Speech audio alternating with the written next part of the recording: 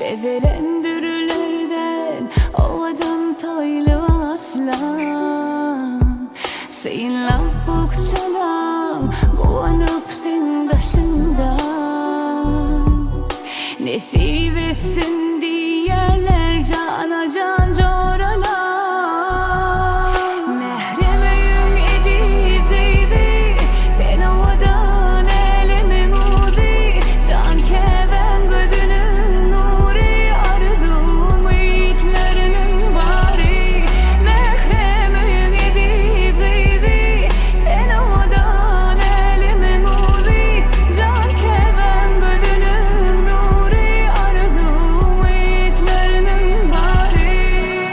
Bahtım hüncüleri akar gözlerinden. Toy günün bedelen gellancının sesinden. Şöyle fırsat en bağıtlı sen karışıptın yürekten.